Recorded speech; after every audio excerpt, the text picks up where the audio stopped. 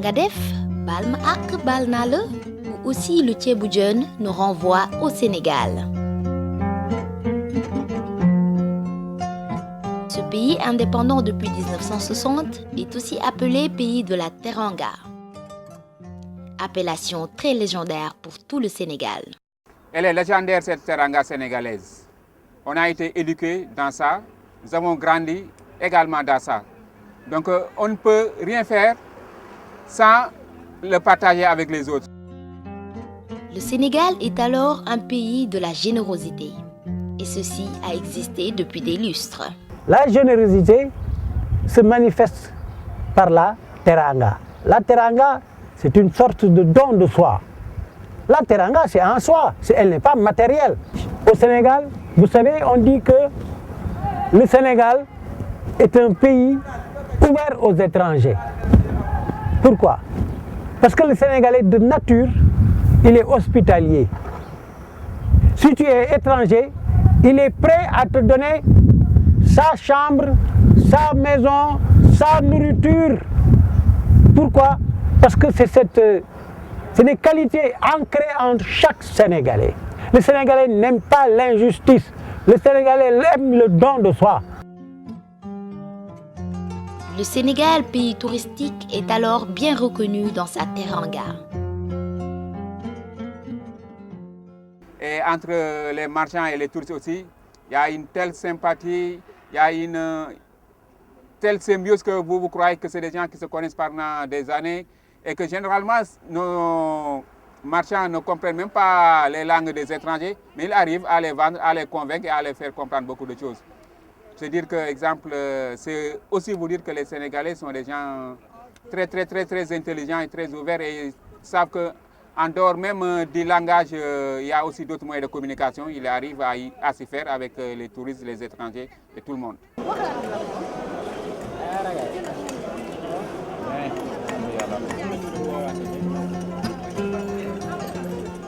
Vous venez dans une maison à l'heure du repas. Vous êtes dans l'obligation de partager le même bol que tous les autres membres de la famille. Parce que pour nous, c'est trop mal vu de sortir à l'heure du repas et ne pas partager le même repas que nous. On ne peut parler du Sénégal sans faire allusion à son premier président. Et sa maison est même devenue musée très convoité dans ce pays-là. Senghor qui regarde sa maison, aujourd'hui devenu musée, belle inspiration du poète Amadou Lamine Sall. C'est normal, c'est son fils, éternel Senghoriste qu'il est. Senghor, qui fut le premier président du Sénégal indépendant, qu'il a eu à diriger de main de maître pendant 20 ans dans un pays majoritairement constitué de musulmans, et que personne n'a trouvé à dire que voilà, qu'il était inadmissible qu'un chrétien soit à la tête d'un pays majoritairement musulman. Bien au contraire, il a été soutenu par les plus grandes familles maraboutiques qui soient. C'est vous dire encore une fois, si preuve en avait encore besoin, que le Sénégal est un pays très tolérant et la tolérance entre les religions est une réalité dans ce pays. Le Sénégal, à 95% de musulmans, est aussi un pays catholique. Ces chrétiens cohabitent positivement avec leurs prochains et même dans les écoles catholiques, les élèves sont majoritairement musulmans. Ceci démontre toujours la tolérance dans ce pays. Il faut ne pas offenser et pardonner à ceux qui vous offensent. Donc, si on ne sait pas pardonner, on ne peut pas être un bon musulman. Même dans le Coran, Allah subhanahu wa ta'ala t'apprend que si on t'a offensé, si tu ne peux pas pardonner, tu peux répondre, mais te limiter à ce qu'on t'a fait et ce qui est difficile. C'est pourquoi lui, il préfère que tu pardonnes. Donc le pardon est au-dessus de tout. Et ça s'assimile à l'islam. L'islam est une religion de tolérance, de pardon et d'ouverture. Les 3 premiers couples présidentiels qu'a connu le Sénégal, ce sont des couples mixtes, que ce soit avec Senghor et Colette, Abdou Diouf et Elisabeth, et Abdoulaye Wade et Viviane. Et toujours il y a eu une cohésion. Les gens n'ont jamais trouvé à dire voilà, que ce n'était pas des choses acceptables dans ce pays, bien au contraire. C'est une réalité dans ce pays, hein? Et ça se trouve même au-delà de ces instances présidentielles. Dans nos familles, vous trouvez des familles mixtes et pendant les fêtes, c'est célébré par tout le monde. On ne s'en rend même pas compte.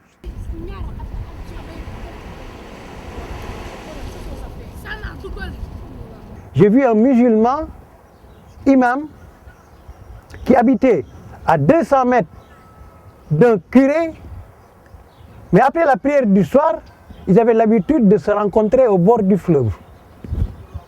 Mais ils discutaient sans pouvoir se séparer. Tu voyais tout le temps unis. Maintenant, quand le curé accompagne l'imam vers la mosquée, si le curé fait demi-tour, l'imam l'accompagne vers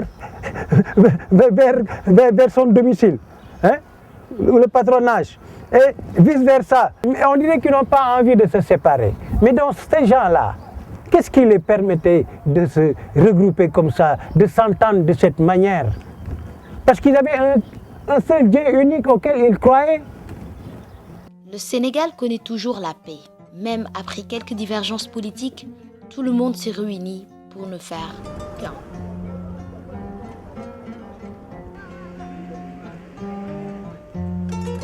Alors que j'étais encore manager de l'artiste Carlodi, qui devait se produire ici pour les besoins de la kermesse. Il jouait un samedi et il y a un de ses morceaux phares à l'époque qui s'appelait Bamba, en référence à son guide religieux. Et à la fin du morceau, il y a un refrain que tout le monde reprenait avec lui à chaque concert. Et le refrain faisait ça.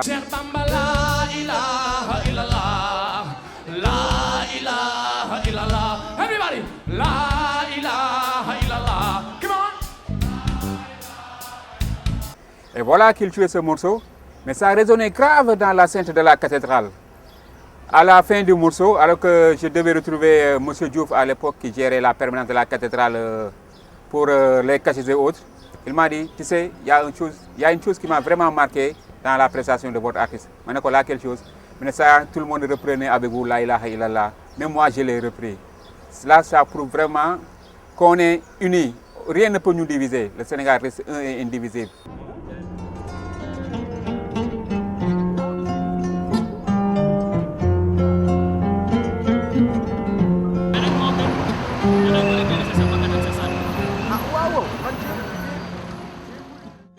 Le Sénégal est peut-être menacé par le terrorisme vu sa position géographique, mais un retour vers nos valeurs socio-culturelles nous aidera toujours pour en faire face. Raison pour laquelle M. Gaye Massar a tenu à rendre visite aux étudiants de l'université Cheikh Anta Diop. Par exemple, je te dis qu'après les guerres saintes, le prophète, quand il est rentré à la Mecque, dans son dernier discours là, il a dit que maintenant, on en a fini avec les petites guerres. Comme le djihad. Comme le djihad, hein, comme la guerre violente, la guerre physique. Il a dit que ça, c'est des petites guerres. Les gens étaient inquiets.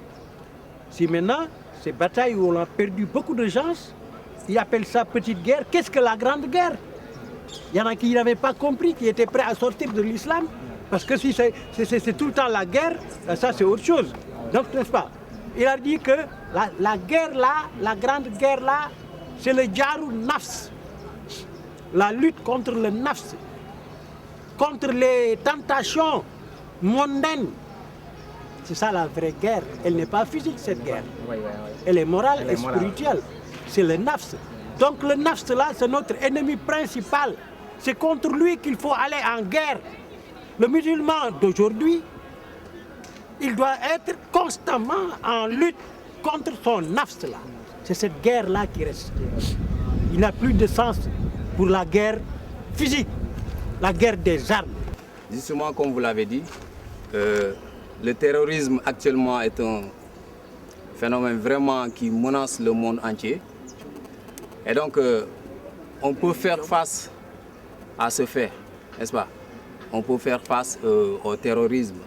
Mais pour faire face au terrorisme, je pense qu'il faut d'abord sauvegarder les liens. Comme moi, par exemple, moi qui suis chrétien, vous voyez, je vis avec des musulmans. J'ai des parents musulmans, des amis musulmans. Mais on cohabite dans une parfaite harmonie, n'est-ce pas? Donc c'est ces genres de choses qu'il faut vraiment sauvegarder pour essayer d'éviter cela, quoi. Voilà, c'est aujourd'hui nous sommes envahis de partout. Et ça c'est justifié par la porosité de nos frontières. Vous entendez parler de Boko Haram au Nigeria, des islamistes au Mali. Mais je pense que c'est des choses qui qui ne feront pas long feu, surtout au Sénégal, où on a été éduqués dans un islam très confrérique. Nous nous référons à nos guides qui se sont bâtis pour nous montrer où mettre les pieds aujourd'hui et comment vivre notre religion. Je ne pense pas que nous pouvons admettre une autre foi que celle que nous avons présentement. Parce que c'est nos grands marabouts des guides religieux qui se sont battus, qui ont fait face aux colons et imposé aujourd'hui un islam très tolérant. Donc on est Tidjane, on est Mouride, on est Layen, on est Niassène, on est autre chose. Nous demeurons tous musulmans et il y a voilà quoi, cette communion entre nous et entre les autres qui ne sont pas de la religion musulmane.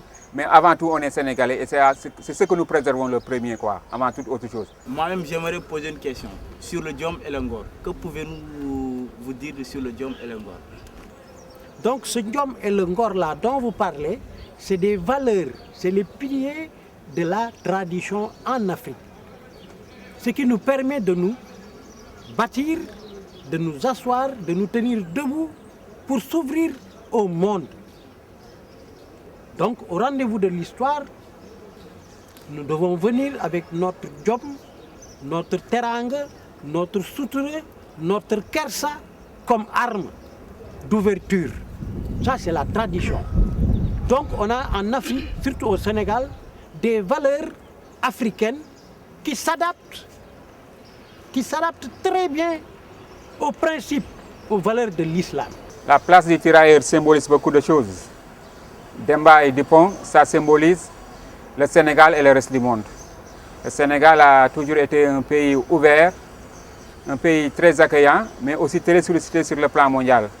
Vous allez voir que la plupart du temps, je ne parle même pas des tirailleurs, mais nos militaires sont sollicités, leur expertise est souvent sollicitée dans beaucoup de situations chaudes dans le monde. De par leur bravoure, de par leur technicité, de par leurs compétences, de par leur formation, ils ont toujours géré, toujours tiré leur épingle de jeu. C'est pourquoi ils sont toujours sollicités. Un vif échange dans ce temple du savoir serait un grand apport pour ces jeunes. Quelles seront les positions et devoirs des jeunes face à cette situation nouvelle de ce monde? Votre devoir c'est quoi? Vous instruire. Vous devez vous instruire. Vous devez vous enrichir sur le plan culturel.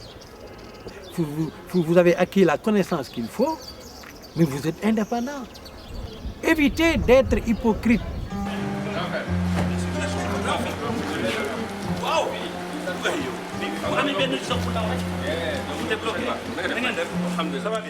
Youssou N'Dour, une fierté du Sénégal, a toujours son mot à dire. Ce dont il s'agit aujourd'hui, c'est que l'Afrique innove. Et ces valeurs-là que nous avons ici nous protègent énormément. À partir du moment où il y a des choses qu'on a connues, vécues, qui sont toujours là, ces choses-là ne changent pas. La vie aussi, c'est pas seulement le travail. La ngay xam bokk nu mu foore dara lu metti tal ba say bokk wër la day wàññeeku donc ñu bokk xamante jàppale ma loolu mënu fee dañ. Ça parle de l'Afrique qu'on présente toujours comme ce continent malade avec le sida, avec la guerre, avec la pauvreté. L'Afrique c'est aussi ça. L'Afrique ce sont des gens qui adorent la musique, qui habitent dans des villes, qui sont happy, qui veulent aller de l'avant. Ça s'appelle New Africa.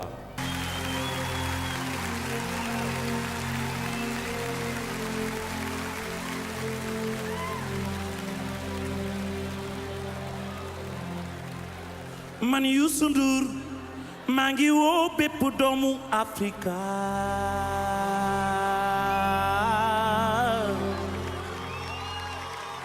ñu bokk xalaat bokk gis-gis bokk yéene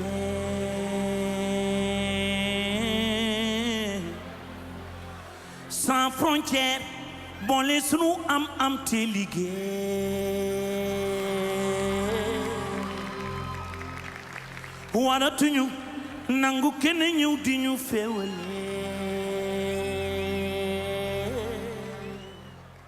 Moi je parle au nom de l'Afrique.